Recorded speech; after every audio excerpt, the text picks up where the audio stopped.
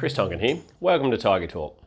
Today I want to discuss market liquidity and potential risk to cash prices that could occur with harvest selling pressure in WA. Market liquidity and buyer depth is important to understand.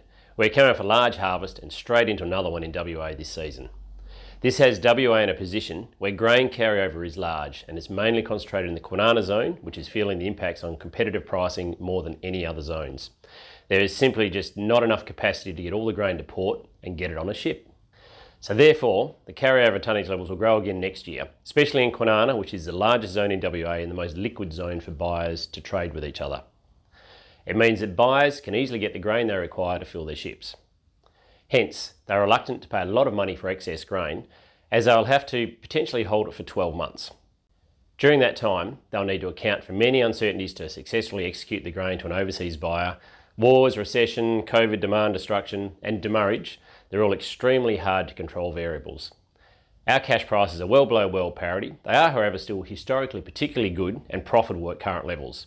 Our pricing in WA currently has some interesting anomalies occurring. The CBH pricing is different to normal as they have been offering extremely high prices versus the competition. These are effectively not available in the market as they are very illiquid. They are, however, $20 to $70 above the market and it's worth trying in the daily load net lottery to get a contract. It's a bit like getting a ticket through Ticketmaster to the AFL Grand Final. So let us take these prices out of the equation to look at the liquid market, or the market where you can actually sell tonnes. Some examples across different zones. We'll look at a wheat multigrade with fixed grade spreads. So with wheat, in some of the different zones, Esperance, top bid 430, then a 395 and a 390. So there's a difference of $40 between number 1 and number 3.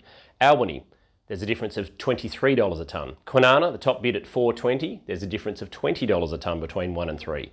Geraldton, two buyers at 450, there's a difference of $11. On top of that though, Geraldton also has around a $20 to $30 tonne advantage over all the other zones at the moment. And the market is certainly looking at doing fixed grade premiums for protein. Some non-GM examples. Kwinana, we had 910 down to an 847, a difference of 63 between 1 and 3.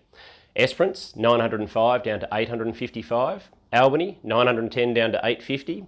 Geraldton, 820 down to 760. There's a difference of about $50 to $60 a tonne between the top 1 and top 3 buyers. The risk is that the top buyer fills up the requirements and moves on, and the prices go much lower very quickly, with the added risk that growers believe the market should be at the CBH higher pricing, and they do limit themselves to selling, and so they could lose out a lot more in the longer term. So regardless of what the price could or should be, the truth of the matter is as long as farmers are out there and need or want cash tonnes to be sold, then there's always going to be tonnes that will be sold. So while this is the case, harvest pressure is inevitable and it is critical to be prepared for prices to slip fast from best price to second best and so on as buyers fill requirements and exit. Great to chat. Hope you get into harvest when the weather clears finally. This is Tiger Talk.